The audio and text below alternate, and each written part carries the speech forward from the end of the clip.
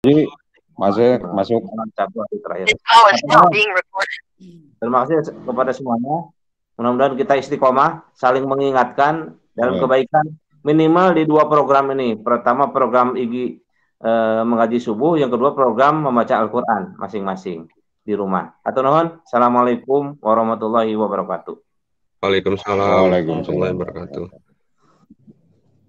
Terima kasih Pak Ketua yang sudah memberikan sambutannya dan arahannya kepada kami semua. Untuk selanjutnya yaitu acara inti siraman rohani pengajian yang akan diisi oleh Bapak Ustadz Supala MAG. Waktu sedang tempat disemangatkan Pak Ustadz. Mohon Pak Ajman. Bismillahirrahmanirrahim. Assalamualaikum warahmatullahi wabarakatuh. Waalaikumsalam warahmatullahi wabarakatuh. Alhamdulillah nahmaduhu wa nasta'inuhu wa nastaghfiruh may yahdihillahu fala mudilla lahu wa may yudlilhu fala hadiya lahu. Asyhadu an la ilaha illallah wa syarika lahu wa asyhadu anna abduhu wa rasuluhu nabiyya ba'da. Allahumma shalli ala Muhammad wa ala ali Alhamdulillah yang saya hormati Pak Ketua IGI dan Pak Ketua Lafiat dan Pak Ketua IGI.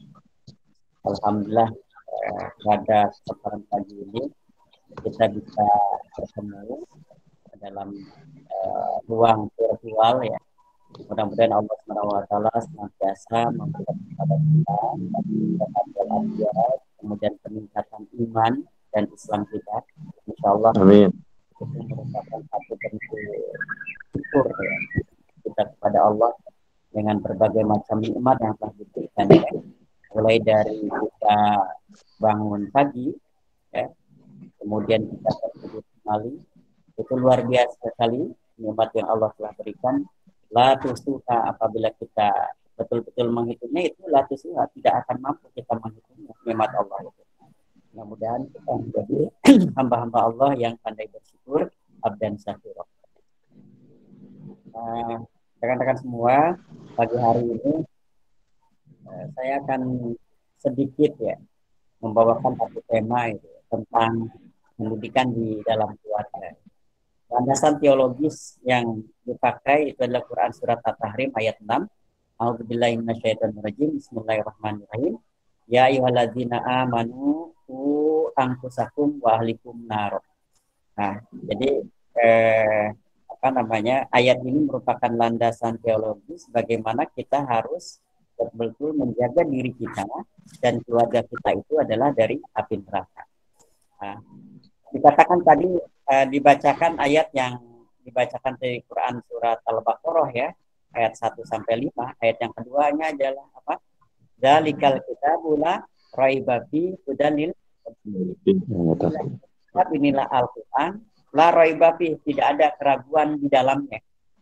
Hudalil muttaqin, petunjuk bagi orang-orang yang bertakwa. Jadi semua persoalan kehidupan itu adalah termaktub, tercatat di dalam Al-Quran, maka kita la raiba fi, jangan sampai kita meragukan.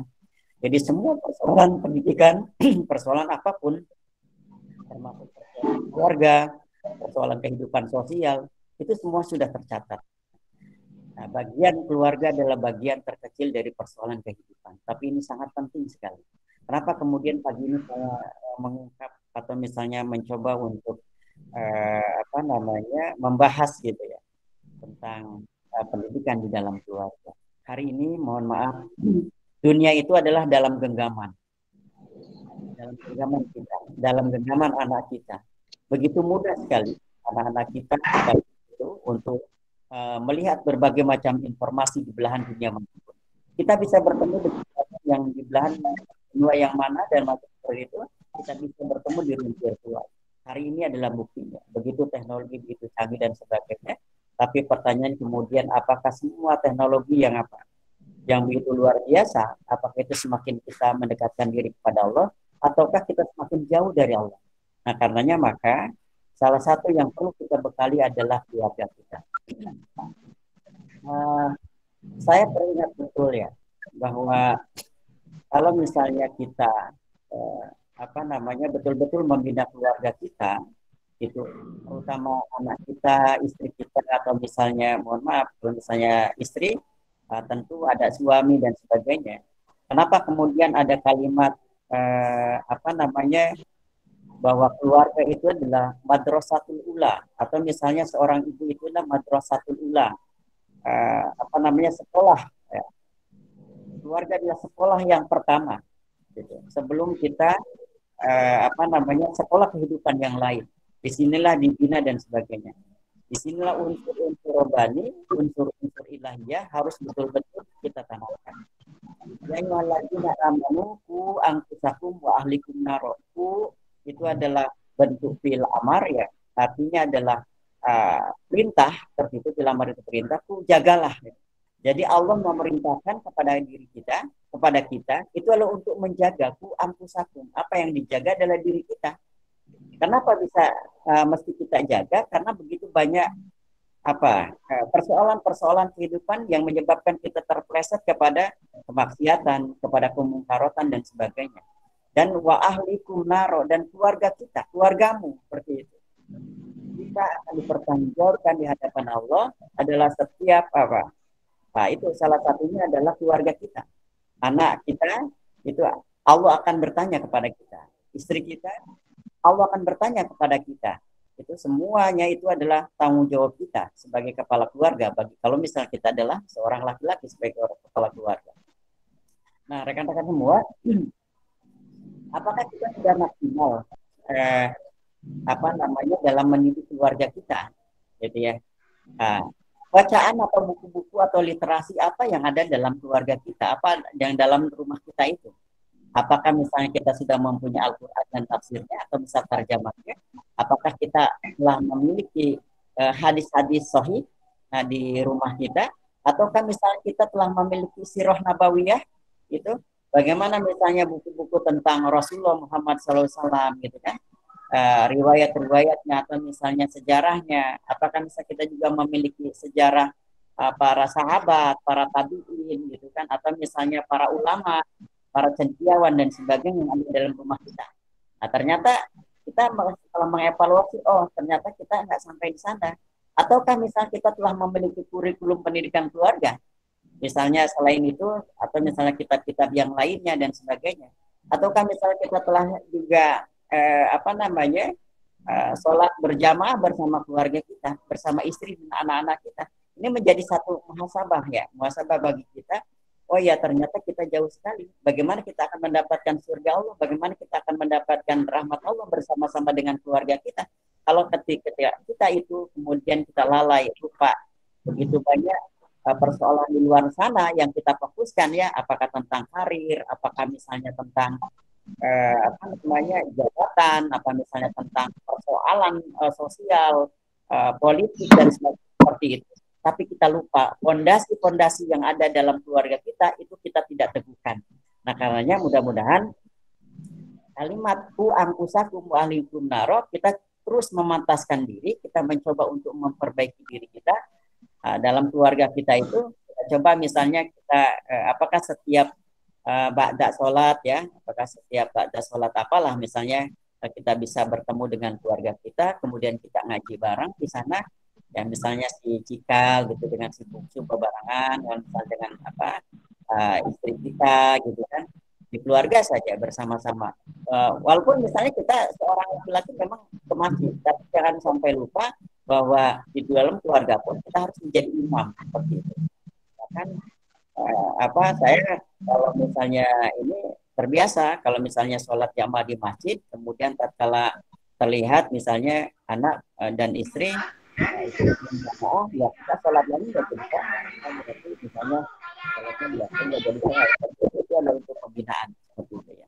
Nah, karena itu maka rekan-rekan semua insya Allah, ya, kita mencoba untuk muhasabah gitu, kita mencoba untuk memfokuskan pada pendidikan di dalam keluarga kita.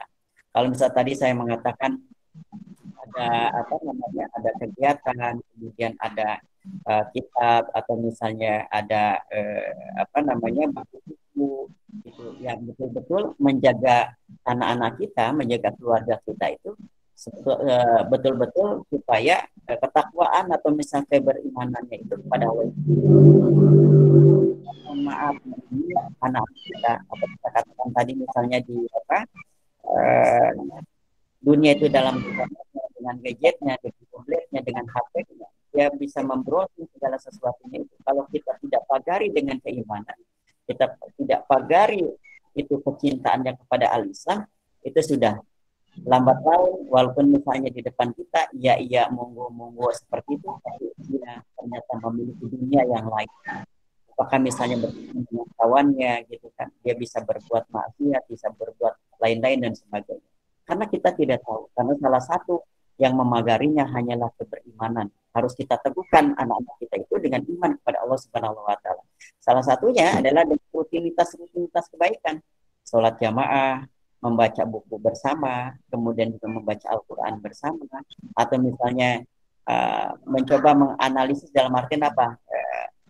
Ada dongeng-dongeng atau misalnya hikayat-hikayat, citra yang kita bacakan gitu kepada anak dan juga kepada istri kita, atau misalnya juga kalau misalnya seorang istri kepada suami kita, bisa sesibuk apapun ya mencoba kita kumpul bersama, apakah misalnya di ruang makan, kemudian di tempat leleson sambil nonton dan sebagainya. Ini merupakan apa? Waktu-waktu untuk keluarga hari ini, mohon maaf, saya melihatnya sangat jarang ya seperti itu. Walaupun misalnya masalah pandemi dan sebagainya, ini kadang WFH atau apa gitu di dalam keluarga banyaknya, misalnya hari ini kita di rumah seperti itu, tapi itu saya melihat tidak dimaksimalkan betul. Karena masing-masing sibuk dengan dunianya, ibu sibuk dengan dunianya, bapak sibuk dengan dunianya, pegang HP semua, kan jarang sekali berbicara kecuali kalau misal pengen makan ya, atau misal yang lain. Nah, ini menjadi sebuah muhasabah ya bagi kita, bahwa begitu pentingnya pendidikan keluarga, begitu pentingnya bahwa kita harus ngopeni, kita harus betul-betul mengajarkan kepada keluarga kita makna keberimanan kepada Allah Subhanahu wa Ta'ala. Dari hal-hal sederhana saja, baca Quran, salat jamaah, gitu kan, baca riwayat-riwayat hadis Rasulullah, atau misalnya sirah nabawiyah, perjalanan hidup Rasulullah mulai beliau lahir sampai beliau wafat dan sebagainya. Jadi ini menjadi pendidikan yang kita namanya luar biasa. Apakah profesor, doktor luar biasa, orang memuji-muji kita, tapi kemudian apa? Di dalam keluarga kita sendiri kita begitu terasing. Di dalam keluarga sendiri kita tidak menemukan kenyamanan, gitu kan. Kita tidak menemukan istri kita sebagai, dan juga anak kita sebagai qurratu a'yun, seperti itu ya. Sejuk dipandang mata dan sebagainya. Selalu saja persoalan-persoalan. Nah, karena itu mudah-mudahan kita coba muhasabah dalam diri kita perbaiki, memantaskan diri kita, kemudian kita juga di situ kita bina anak didik kita, istri kita, atau misalnya kita juga memberikan masukan kepada suami kita, itu untuk bersama-sama mendidik anak-anak kita. Mudah-mudahan ini menjadi anak kita ini menjadi anak-anak yang telah jelas bahwa ada satu mungkin teman-teman pernah dengar ya, seorang anak itu kan misalnya ada tradisi akikah ya, di waktu pas kelahiran itu diberi nama yang baik. Nama itu kan adalah doa, seperti itu. Harapan besarnya anak-anak kita jadi anak-anak yang terbaik, anak-anak yang sempurna. Kemudian juga 6 tahun anak didik anak-anak itu harus dididik sopan santun. Kemudian juga 9 tahun anak kita dididik itu adalah dipisahkan dari tempat tidurnya. Ini kadang lupa karena saking dimanja sama orang tuanya, gitu kan. Tidurnya bareng, jangan indung bapak anak sebenarnya. Ini kurang bagus seperti itu. Ini kan ada pendidikan ya mungkin sederhana, tapi ini adalah pendidikan dari Rasulullah Muhammad SAW. Seperti itu. Nah, kemudian umur 10 tahun. Umur 10 tahun ini, anak ini apa? Kalau misalnya dia itu sampai meninggalkan sholat, nah itu idrib, gitu kan. Kita pukul, tapi dipukul dengan yang mendidik, gitu kan, dikepret lah sedikit dan sebagainya.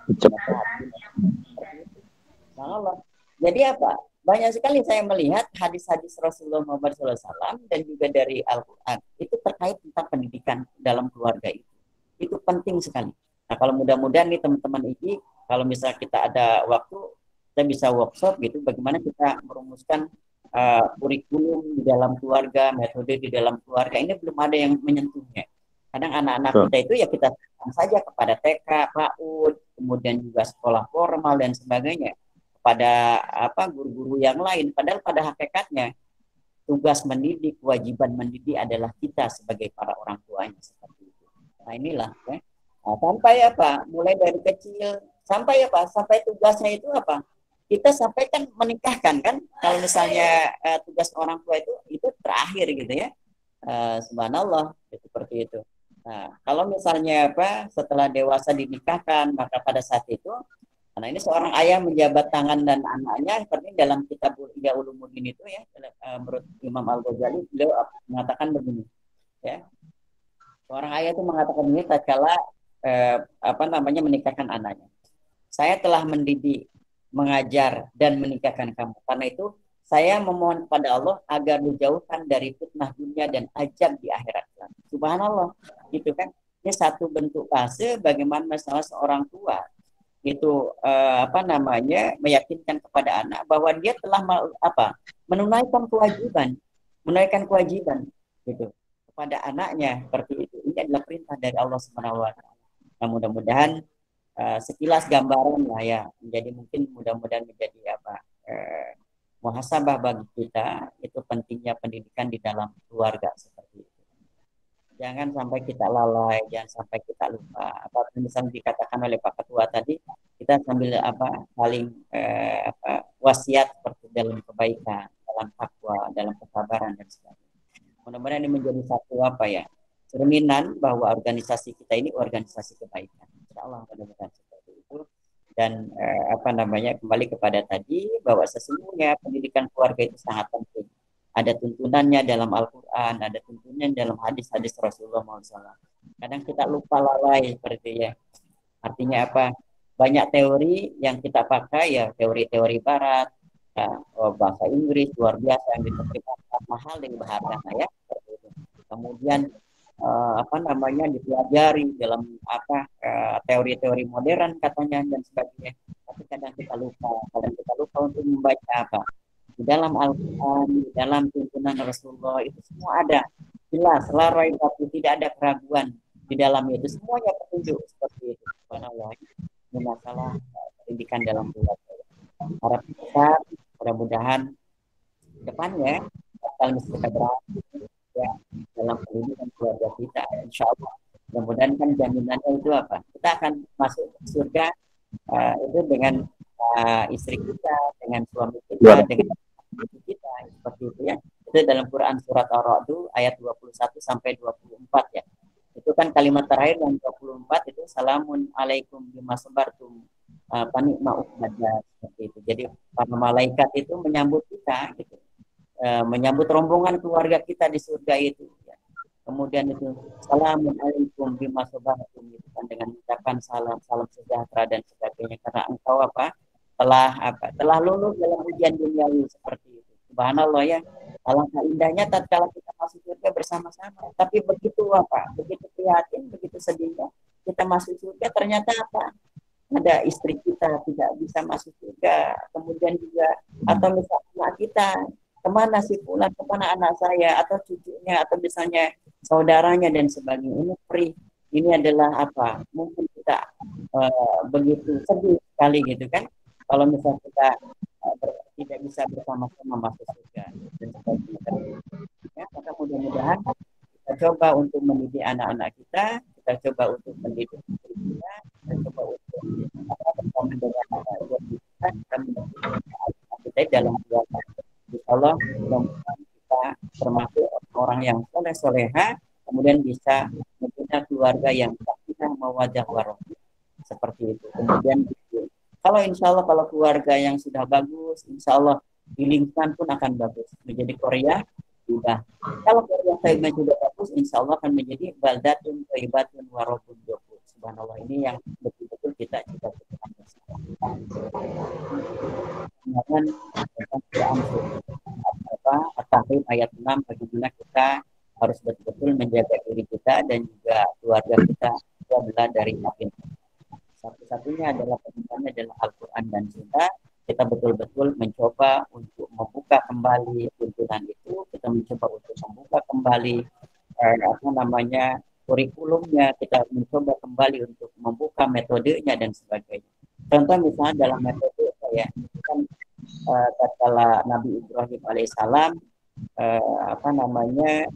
bermimpi menyembelih putranya Ismail, kemudian kan ditanya Ismail itu oleh Ibrahim, wahai anakku, bahwa aku bermimpi menyembelihmu. Nah, bagaimana orang anak yang satu jawabnya? Semoga Bapak dan kita menjadi golongan orang-orang yang bersabar seperti itu, Masya Allah. Gitu ya. Jadi apa? Ini tidak mungkin kalau misalnya tidak ada pendidikan keluarga yang luar biasa. Tidak mungkin kalau misalnya tidak ada peran seorang wanita yang soleha, ibu yang soleh, ibu yang luar biasa yang menanamkan menanamkan keimanan kepada seorang anak. Kalau misalnya zaman teori dikitukan seperti itu, ya kan? Aduh, wahai anakku, Bapak bermimpi menyembelihmu. Bagaimana jawaban si anak kalau misalnya zaman sekarang? Atas Bapak lah, Bapak mau sepuh gitu kan? Imam Abi masih aman. Nah, ini menjadi satu kita tafakur bagi kita, muasabah bagi kita. Bagaimana kita bisa menanamkan keimanan kita kepada anak-anak kita, kepada keluarga kita. Mungkin itu saja, Pak Ketua, Pak Moderator, pengacara, teman-teman semua. Kita lebih banyak tanya jawab seperti itu ya. Mungkin ada waktu kita bisa kolaborasi di sini. Itu saja, hatur nuhun. Assalamualaikum warahmatullahi wabarakatuh. Waalaikumsalam warahmatullahi wabarakatuh. Ya, hatur nuhun Pak Ustadz Supala yang telah memberikan pencerahan-pencerahannya, siraman-siraman rohaninya bagi kami semuanya selaku pengurus IGI Sumedang.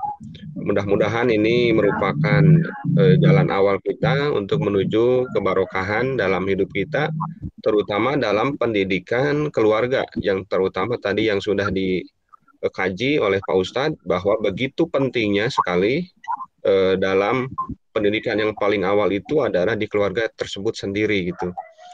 Nah, oleh sebab itu mungkin kita kaji lagi lebih dalam sesi tanya jawab. Ada waktu sekitar 25 menit lagi ya. Kita 25 sampai setengah 7 insya Allah. Silakan Bapak Ibu semuanya yang ingin bertanya, silakan untuk mengangkat tangan dulu dan langsung pertanyaannya. Silakan. Oke, Pak Haji, mangga. Oke, bismillahirrahmanirrahim. Ada dua hal, Pak Ustadz, yang saya tangkap. Yang pertama tanggapan, yang kedua pertanyaan. Langsung aja ke Pak Ustadz. Yang pertama, saya setuju dengan tadi pendidikan keluarga sejak dini di rumah masing-masing. Terutama saat ini pendidikan menggunakan HP ini juga penting bagi orang tua, supaya HP-nya tidak sembarangan dipakai gitu oleh anak-anak. Jadi ada waktu jeda supaya semua keluarga tidak menggunakan HP. Ya minimal di 2 waktu pagi dan sore. Jadi setiap keluarga punya komitmen untuk tidak menggunakan HP di waktu-waktu tertentu. Yang pertama di pagi hari, ya bisa jam 5 sampai jam 7. Semua keluarga termasuk orang tuanya tidak menggunakan HP. HP-nya dicas, di-off-kan. Yang kedua sore hari itu juga sangat bagus, jam 6 sampai jam 8. Itu bisa digunakan untuk baca buku anak-anak di dalam keluarga. Jadi tidak boleh ada satupun anggota keluarga termasuk pimpinan keluarga, ibunya, bapaknya, anaknya tidak menggunakan HP gitu. Kalau ada pengaturan. Itu tanggapan tambahan Ustadz. Yang kedua pertanyaan Ustadz, barangkali ada strategi lain dalam pendidikan keluarga ini yang menyangkut HP ini Ustadz, selain tadi dimatikan gitu. Itu pertanyaan Ustadz, ada alternatif lain supaya bisa mengendalikan HP ini. Memang HP ini kadang-kadang fisiknya mah ada di rumah masing-masing, tapi pikirannya masing-masing. Fisiknya ada ngariung gitu ya, fisiknya ngariung di rumah, fisiknya, tapi pikirannya ada di mana-mana gitu. Atau ada alternatif lain untuk mengatasi pendidikan keluarga ini? Atau nuhun. Assalamualaikum warahmatullahi wabarakatuh. Assalamualaikum warahmatullahi wabarakatuh. Dijawab langsung saja. Ya, langsung saja, Pak Ustadz, langsung saja. Terima kasih Pak Ketua. Memang tadi apa yang dikatakan Pak Ketua salah satu contoh ya untuk pendidikan dalam keluarga, masalah penggunaan HP itu sangat bagus. Jadi ada waktu-waktu tertentu gitu kan, kesepakatan bersama seperti itu. Tapi kadang-kadang ya kesepakatan bersama itu bisa loss ya, artinya bahwa tidak selamanya seperti itu, ya kan? Kenapa? Karena bisa jadi misalnya anak kita misalnya mengerjakan daring dan sebagainya gitu kan, apalagi misalnya banyak tugas dan sebagainya, tentu kan nggak mungkin kita nongkrongin anak kita, gitu kan? Tentu kita juga memiliki kesibukan sendiri dan sebagainya. Tapi kalau misalnya tadi pertanyaan adalah apakah strateginya seperti itu? Nah ini kita mencoba untuk mencari kira-kira strategi yang bagusnya. Kalau saya kepada anak itu selalu ditanamkan abi percaya. Sudah dewasa, sudah bisa membedakan baik dan buruk. Yakinkan. Jadi kepercayaan itu kepada anak kita berikan seperti itu, sambil kita yakinkan, kita doakan seperti itu. Nah mungkin saya kalau sebenarnya begitu. Nanti tambah lagi setiap sholat gitu kan, setiap sujud-sujud kita gitu, kita doakan setiap doa-doa kita. Ini saya selama ini meyakini gini, doa seorang ayah dan ibu itu sangat mustajab seperti ini. Selain strategi dari teori-teori apapun lah seperti itu. Kita menggunakan teori A, B, C atau apa gitu supaya anak pintar, cerdas, soleh dan sebagainya. Tapi doa ya, ini doa ini. Kita lupa ini habis sholat langsung leos. Allahumma antas salam jadi Allahumma lantas jalan. Jadi banyak ya, artinya kita cobalah beberapa menit seperti itu, atau misalkan kita juga itu diajarkan bagaimana misalnya di dalam sujud terakhir setiap sholat kita itu kan kita berdoa kepada Allah, kita meminta. Nah, misalnya dalam keheningan malam gitu, tatkala kita bangun gitu, qiyamul lail gitu, atau misalnya setiap kalau misalnya sepertiga malam kita nggak kuat, berarti kan setiap ba'da isya kita bisa itu mengerjakan sholat tahajud itu, gitu kan, kita berdoa kepada Allah dan sebagainya. Artinya kadang doa kita umum ya. Ini mungkin nanti masuknya wilayahnya wilayah apa ya? Ini wilayah yang saya ini saja yang saya yang saya lakukan. Jadi gini, kita berdoa kepada Allah dengan spesifik. Nah, kalau misalnya kita berdoa gitu kepada anak kita, ingin anak yang soleh-soleha, kita bayangkan dalam benak kita anak kita, wajah anak kita. Kemudian kita sambil berdoa kepada Allah, ya Allah, Rabbi habli minas sholihin wa hablana min azwajina wa dzurriyyatina qurrata a'yun waj'alna lil muttaqina imama.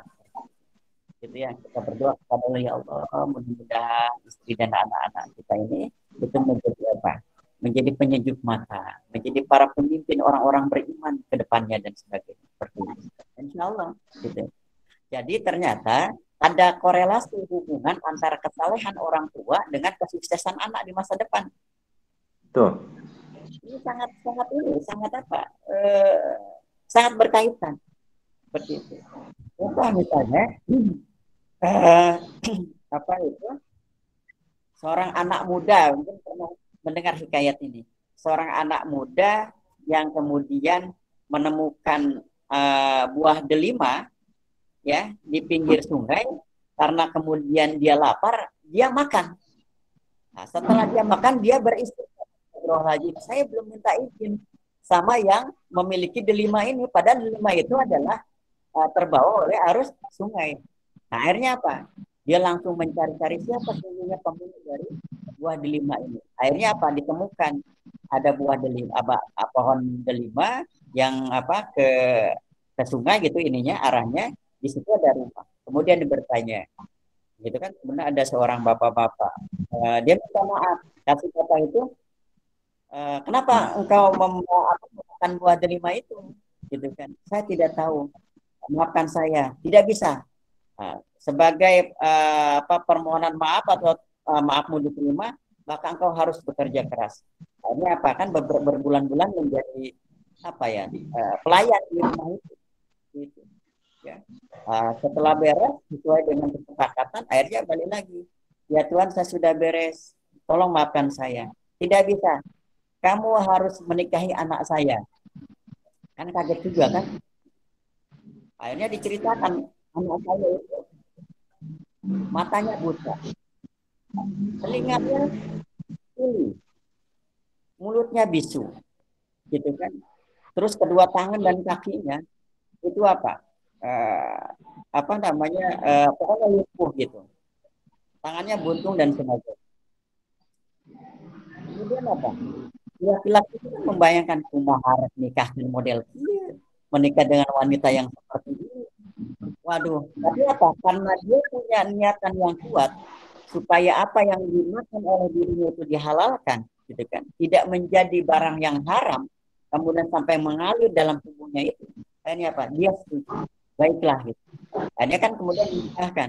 Kan kalau misalnya di sana itu kan kalau misalnya nikah cukup dengan dengan orang tua kan, setelah beres seperti ijab kabul dan sebagainya, kemudian kan langsung menemui beres ijab kabul, menemui bahasa itu di kamar itu pasti bukti apa yang terjadi. Cantik sekali, masya Allah, seperti itu, dan kaget dia berlari. Ya Bapak, itu bukan istri saya yang kau gambarkan kepada saya tadi. Nah akhirnya si ayah tadi tersenyum dan berkata, gitu kan, betul memang anakku itu buta, tapi dia itu buta itu artinya bahwa tidak pernah melihat barang-barang yang haram, gitu. Yeah. Istri telinga tuli tidak pernah mendengar sesuatu yang diharamkan, gitu. Kemudian mulutnya juga bisu, tidak pernah berucap, gitu kan, berkata kepada sesuatu yang yang jelek-jelek, yang munkar dan sebagainya. Lumpuh, kemudian tangan tangan tidak pernah menyentuh yang diharamkan, kaki juga tidak pernah berjalan kepada tempat-tempat banyak maksiat kan, seperti itu. Nah disitulah kalau tidak salah lahirlah seorang anak seorang anak yang luar biasa yang sampai ini menjadi cerminan dunia Islam. Itu adalah Imam Syafi'i ya, seperti itu. Nah ini menjadi ternyata ada hubungan antara kesalehan seorang tua itu dengan kesuksesan masa depan. Nah itu bisa jadi anak berawang dalam macam seperti itu, akhirnya tobat menjadi kiai besar, menjadi ulama besar, atau misalnya menjadi orang yang sukses dan sebagainya.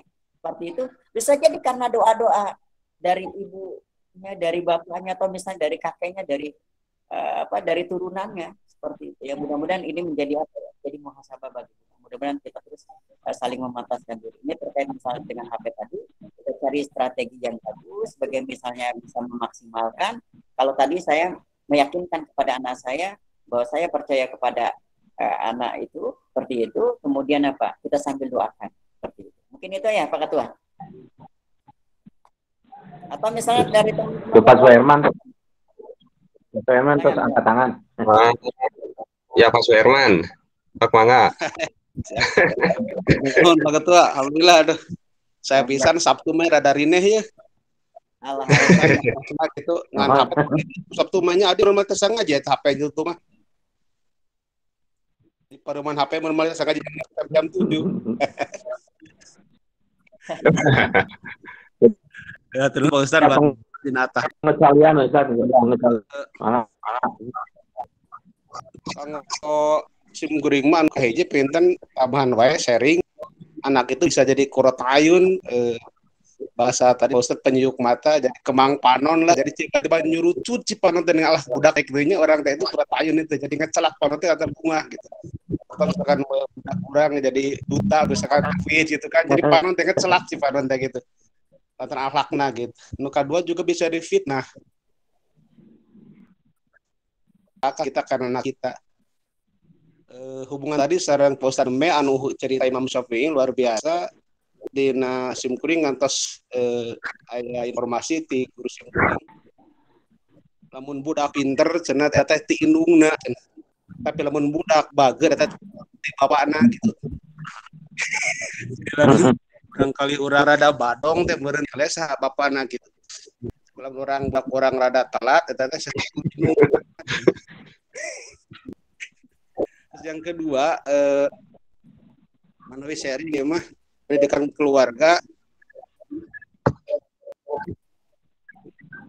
nah hamun tadi kawasan penkeun atau anak jadi mah yang kot gitu tadi terda informasi Ustaz itu kumaha sementara kan di pasarnya malah dipek-prek HP itu jadi budak jongjon gitu diajar di boro-boro budak pan kolot gak hangusnya kumaya versi bapak itu bisa diganggu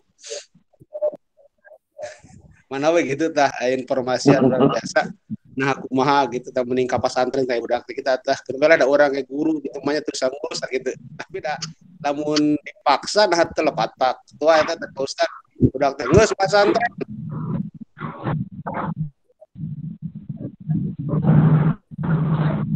Ya, tapi dipaksa tidak aja kasih lisan tapi ya orang benang tuh orang duka hayang kelas gitu budak teh yang masalah bebaskeun medan mah zaman ham gitu. Sebelah kumaha maneh ka maneh sekolah mata. Mending kitu teh kumaha mah kita. Mungkin enggak dua kayak putra yang nu rada pas SD gitu. Bimbingan di para ulama aturun kita sementara Pak Ustaz. Assalamualaikum.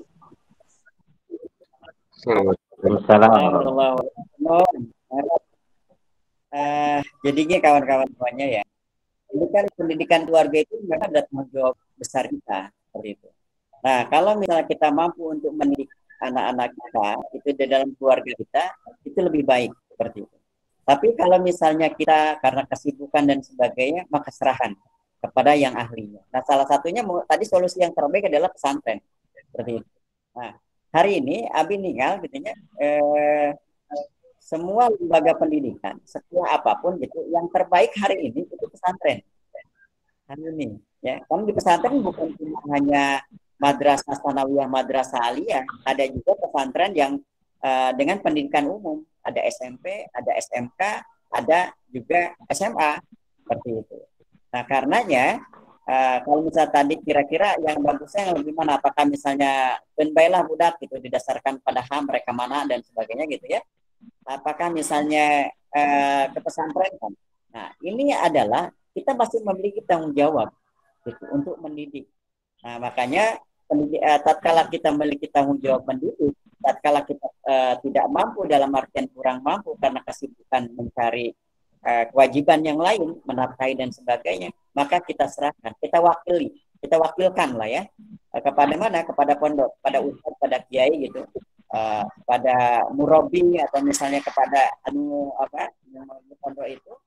Nah, kita titipkan supaya dididik dengan sebaik-baiknya. Nah, itu ada hadisnya, gitu kan? Ada keterangannya. Misalnya kita kalau zaman dulu ya, coba misalnya kita lihat di dalam sejarah Islam saja, anak-anak raja Islam seperti itu rata-rata mereka itu diserahkan kepada para ulama, anak-anaknya itu untuk dididik seperti itu. Ya. Kita misalnya pernah mendengar misalnya Bani Abbasiyah, Bani Umayyah gitu kan, atau misalnya itu anak-anak itu mereka dididik oleh para ulama. Subhanallah, misalnya diajari tentang fiqh, tentang Al-Qur'annya, tentang hadisnya, tentang pengetahuan yang lainnya. Setelah misalnya bagus dalam seperti itu, maka kemudian diserahkan kembali kepada orang tuanya. Ini adalah satu tradisi ya. Kalau dulu kepada ulama besar yang memiliki majlis-majlis, kalau sekarang tentu adalah pondok pesantren kalau hari ini seperti itu. Jadi jangankan misalnya dalam dunia Islam, yang saya lihat misalnya mungkin Pak Ketua pernah lihat film atau pernah nonton film Mahabharata, pernah ya? Ini coba perhatikan itu anaknya Destrarata, kemudian anaknya Pandu itu kan diserahkan oleh guru Drona seperti itu ya. Kemudian belajar memanah, belajar tentang sopan santun, adat istiadat dan sebagainya. Kemudian mereka menjadi para ksatria gitu kan, dikembalikan kepada kerajaan dan sebagainya. Ini merupakan satu tradisi ya, saya melihatnya, baik dari itu Muslim atau misalnya di luar Muslim seperti itu. Subhanallah, ini peradabannya masih terlihat sampai sekarang. Bagaimana misalnya pondok-pondok pesantren tertua dan sebagainya gitu. Atau misalnya lebih jelasnya misalnya kerajaan Demak ya, Raden Patah itu kan jelas beliau dididik gitu kan oleh para ulama gitu kan. Tidak, jangan sampai anak-anak kita ini lost gitu. Artinya tidak ada para ulama, tidak ada yang mengajarkan tentang keimanan, tentang keberagaman seperti itu. Tidak ada yang mengajarkan nilai-nilai keislaman sehingga anak-anak ini betul-betul harus dekat kepada Allah Subhanahu wa taala. Jadi kalau misalnya mau jadi apapun gitu kan, ini jangan jadi orang yang sekuler seperti itu gitu ya. Misalnya waktu pas di pondok gitu kan, waktu pas sekolah sering mengamalkan ayat kursi, jadi pejabat gitu kan, dapat kursi ayatnya ditinggalkan. Nah ini jangan sampai seperti itu gitu ya. Ini banyak kejadian. Jadi dan sebagainya. Karena maka pendidikan agama dalam keluarga itu sangat penting dan doa para orang itu sangat mustajab. Bang Inten sakit itu lagi menawi ayah yang lain ingin menambahkan atau apa? Silakan.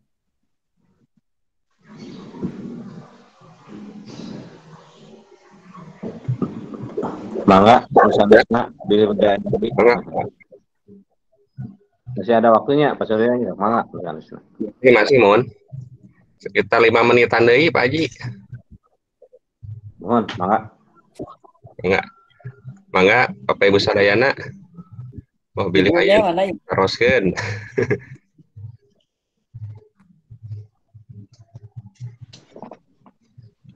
Pak Ade, Pak Nana, dah. Mangga. Bade nambihan. Menyimak Pak Haji.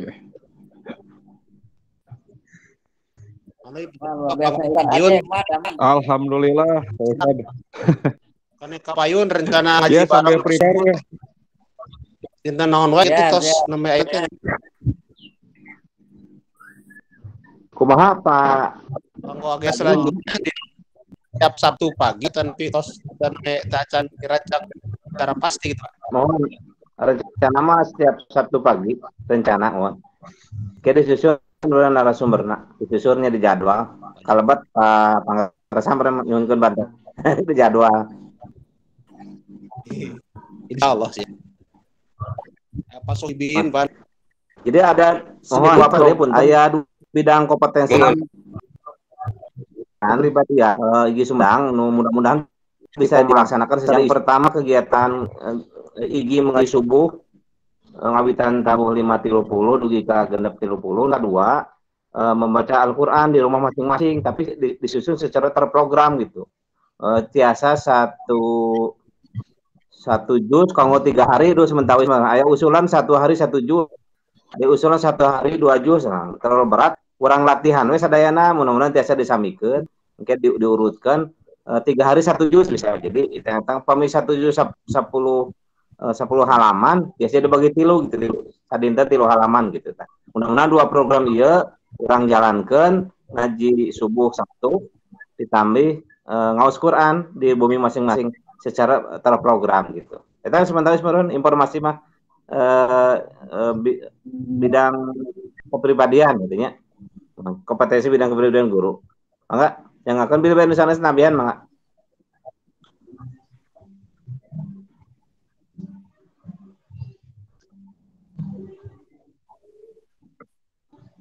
Panana, halo Panana.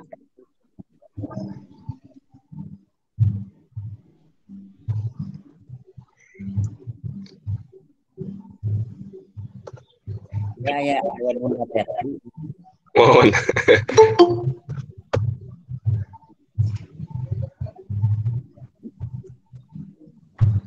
Pak Pengawas, udah lebat ya Pak Pengawas, Pak Usep Diki.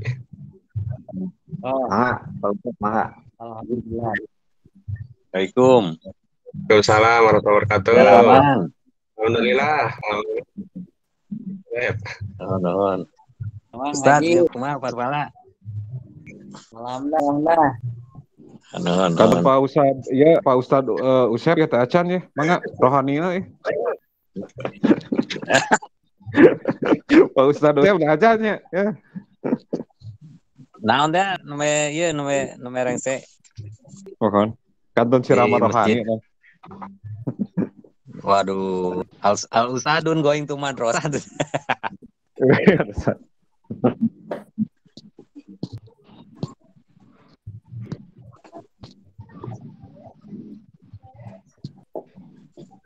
Dilajeng. Ya, siap. Pertosna sedaya di nu benar teh Haji, Pak Ustad. Mohon. Mangga cekap katingalnya. Mohon. Alhamdulillah kan program IG ngaji subuh mantos dilaksanakan calayan dina kalancaran. Begitulah sebenarnya pinten sareng Pak Ketua, Pak Haji Budi, Pak Ustad. Aturkeun nuhun kana sayana para pengurus, para pembina, oge para anggota IG Sumedang, nu amirah nu tos biasa nyempatkeun waktosna untuk mengaji di subuh pagi hari ini. Alhamdulillah sekarang posisi sudah ada 11 peserta anak jamaah yang bisa menghadiri kegiatan IG mengaji subuh ini.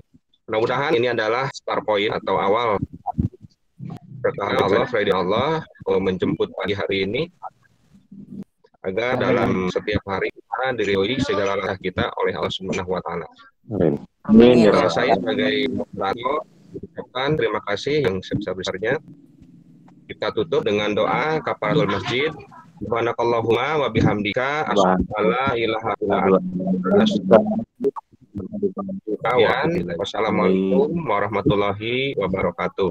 Waalaikumsalam warahmatullahi wabarakatuh. Mohon Pak Ustaz. Kalau kita Nuhun Pak Ustad. Nuhun Pak Ustad. Pade ada dandan. Ya, siap pada dandannya. Bang kiringan pada kiringan. Ya, izin Pak Ketua. Assalamualaikum. Waalaikumsalam. Waalaikumsalam.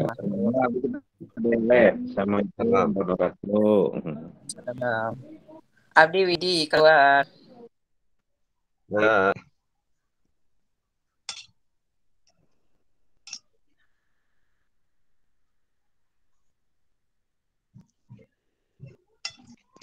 Pak Surya. Panana. Apunten, aduh, abdi telat lebetna itu tadi tuh. Oh, mohon ya, sudah. Kita ngawas info di awal aya pengumuman Kita tiap subuh saudara teh pada aya dirutinkan. Oh iya. Alhamdulillah tuh hari subuh. Mohon kayak ieu na benten-benten. Iya, mohon nih pasti fasilitasi. Iya siap-siap. Atur nuhun panana. Ya. Mangga salam warahmatullahi wabarakatuh.